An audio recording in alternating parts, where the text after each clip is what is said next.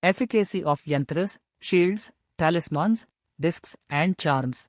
The great sages of yore who were steeped in holy penance and our acharyas of old had attained very high proficiency in the science relating to charms, talismans etc. They were able to work wonders with the knowledge they had gained. They taught such as had faith in the Shastras how they could achieve their purpose with the aid of those Shastras. They have spoken and written a great deal about the greatness of the Vedas, the sciences and epics and the extraordinary benefits which mantras confer on humanity. They have said clearly and unequivocally that even as a man's aims and purposes in life may be achieved by performance of sacrifices, devotional prayers and penances, absorption in the Godhead and so on, a man may realize the object of his desire with the aid of mantras, yantras and shields. All things in creation from green grass and tender plants up to man have their rare qualities as food, medicine etc. No object in nature can be cast off or ignored as useless. Each has a very useful function to perform. Similarly, every word, nay, every letter in the mantras has its efficacy and confers a benefit on the performer. But they must be correctly pronounced with proper intonation and accentuation, otherwise, they not only yield no benefits but bring on misery to the user. These mantras carefully handled and correctly pronounced confer benefits on the users. Agreeably to the correct pronunciation of the words of the mantras, they possess, each one, a characteristic quality of its own, great power and mobility. The mantras yield good results and proving quite efficacious depend upon the way the words are pronounced when they are used to sanctify and give life to the yantras prepared with their aid.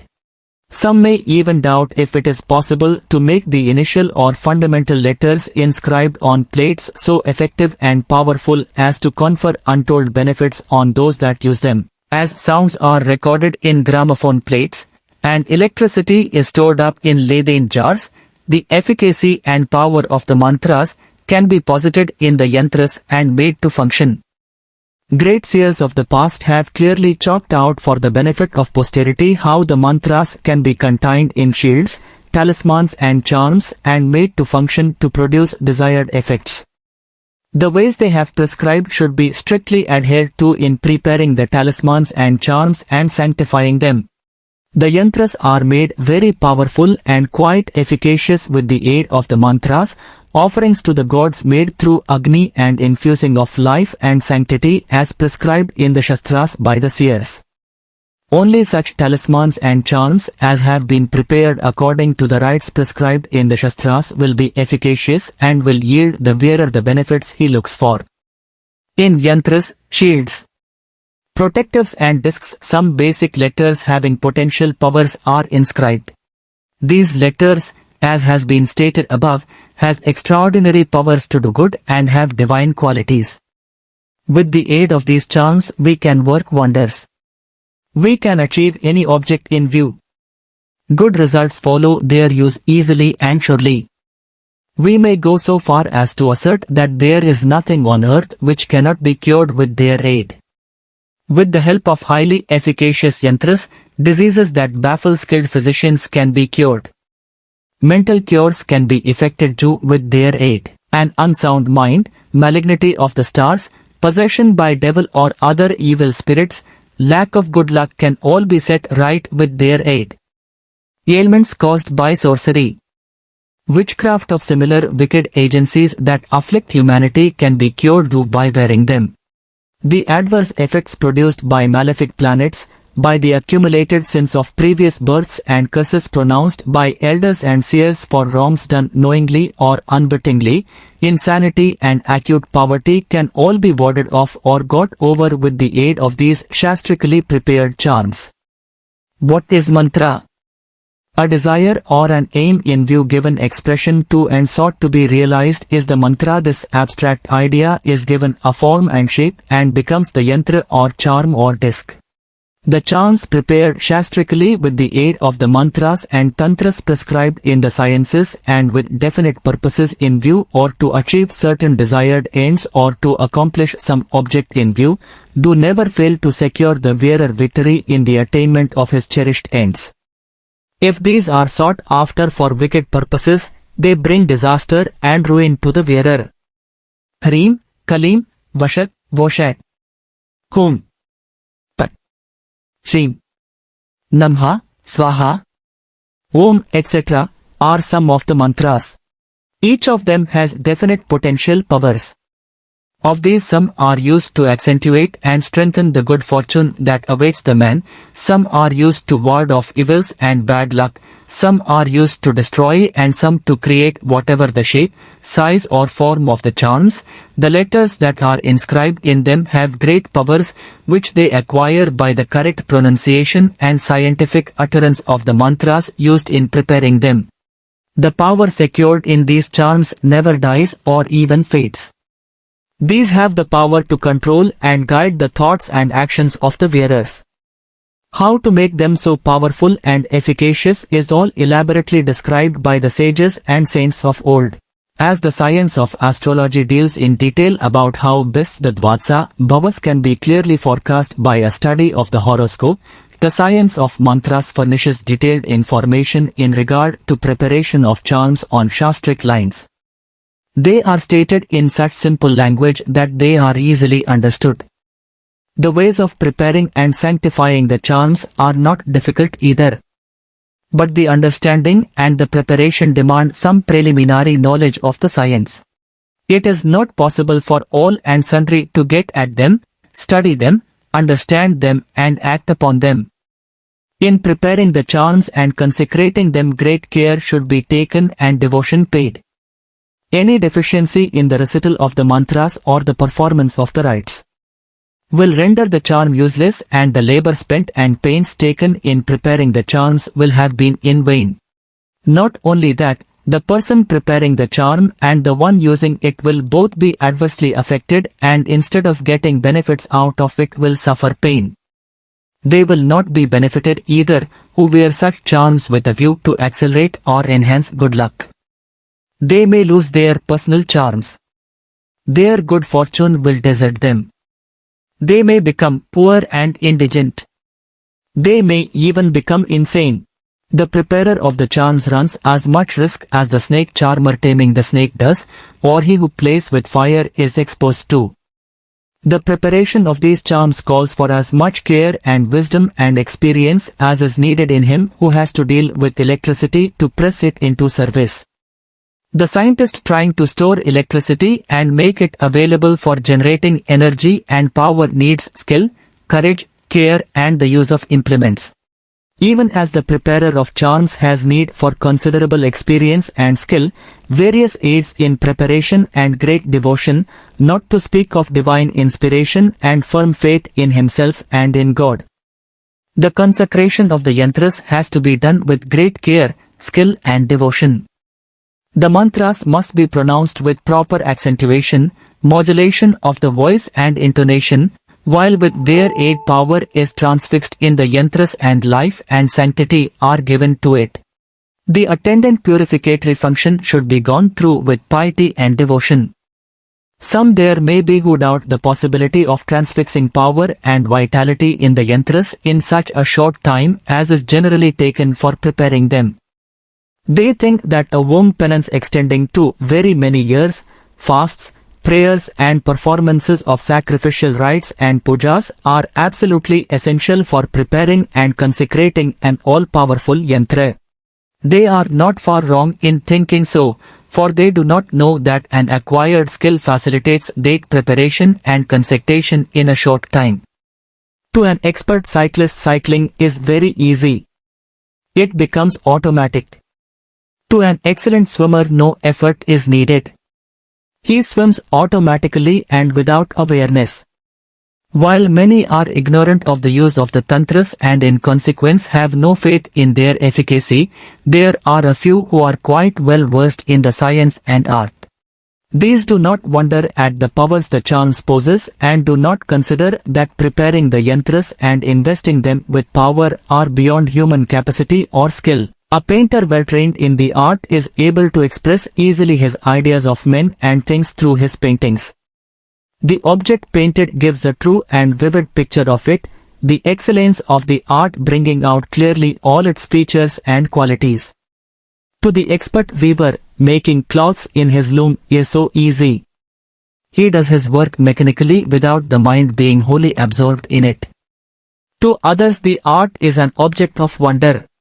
Even as great skill and training are needed in painting and weaving, expert knowledge and great experience are a sine qua non in preparing yantras.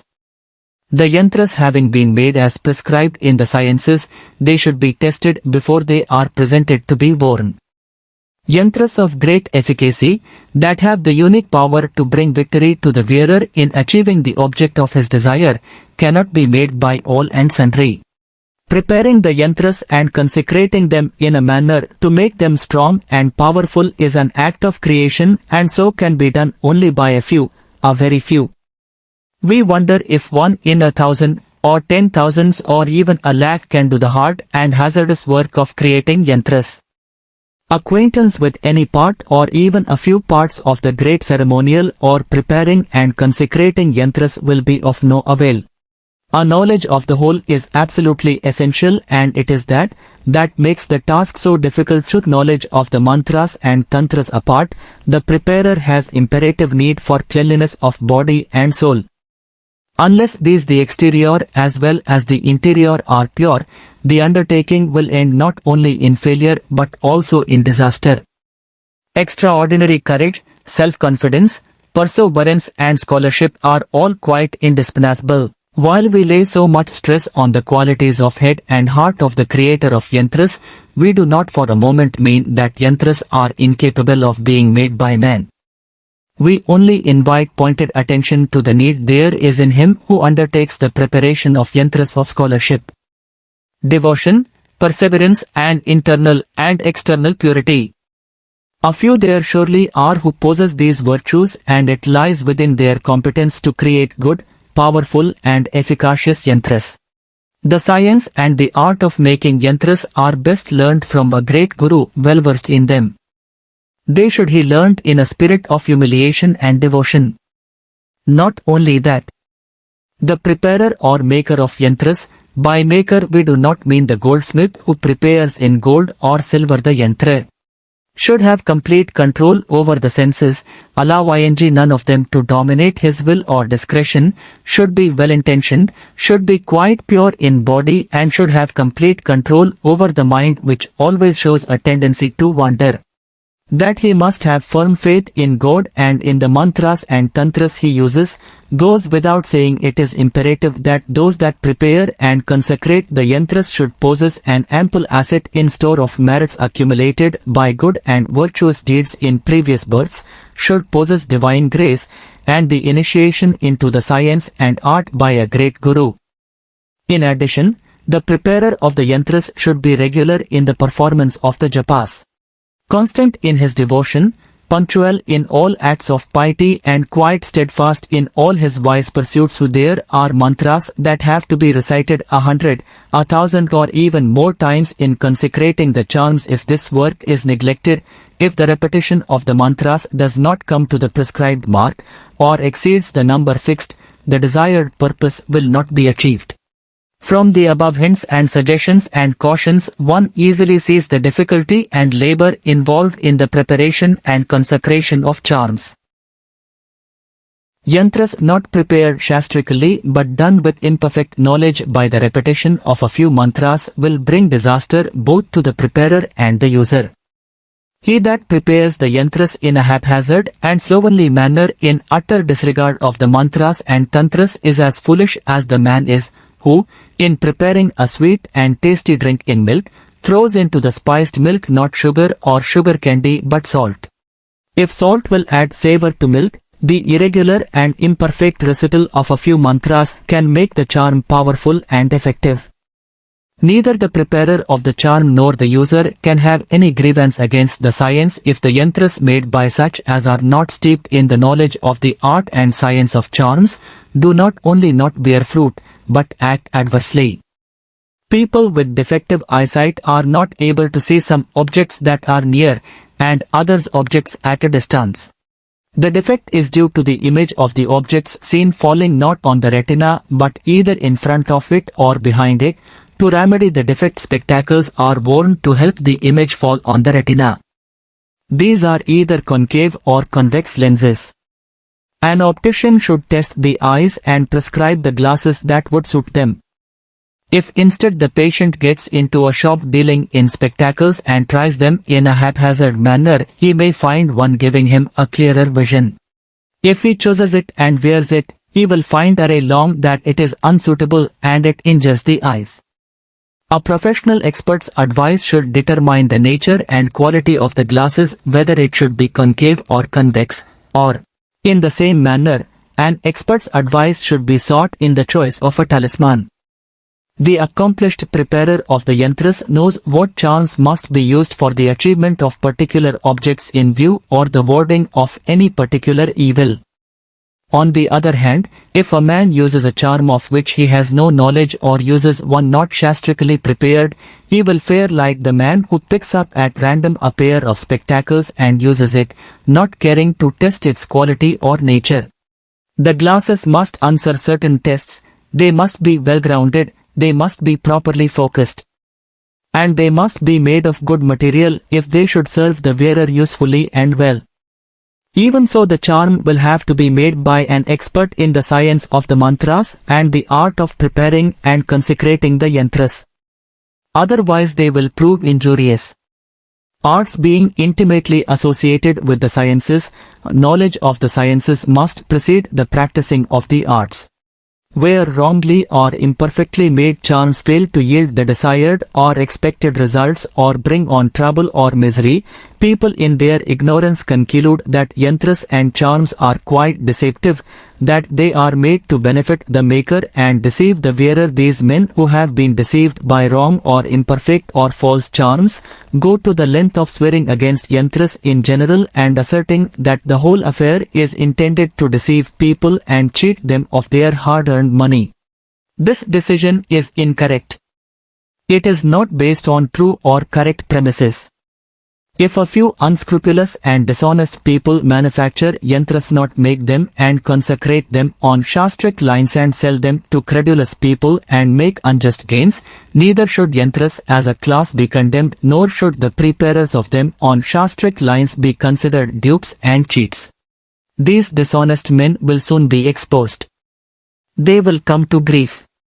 Their ruin in most cases will precede or anticipate the ruin of the wearers of such false charms, prepared for commerce.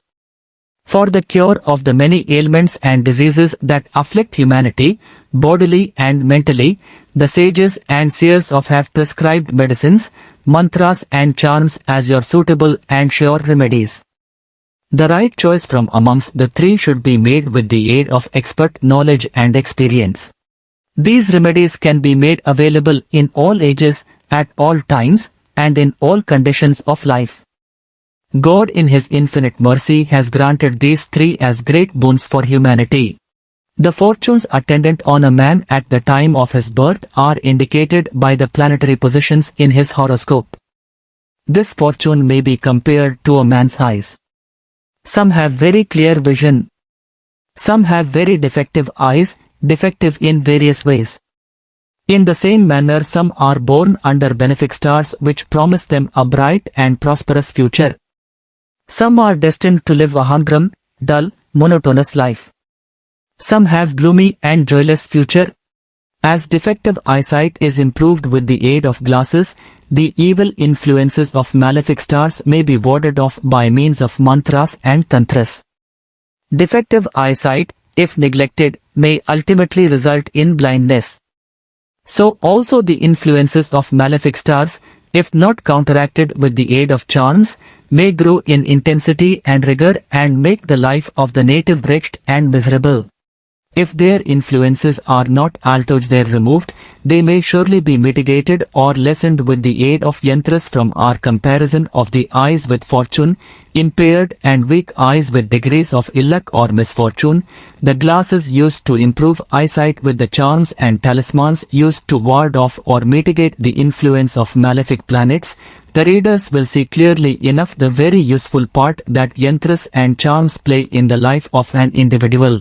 As an expert optician is sought after by him who desires to have his defective eyesight improved, he that will ward off evil or mitigate the adverse ill effects of malicious stars, should get at a well-informed, scholarly, honest and pious preparer of yantras and get from him the most suitable scientifically prepared and efficacious yantra.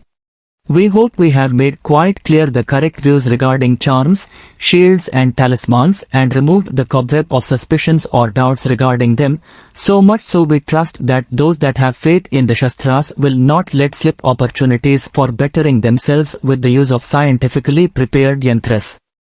Astrologer E.P. Ramesh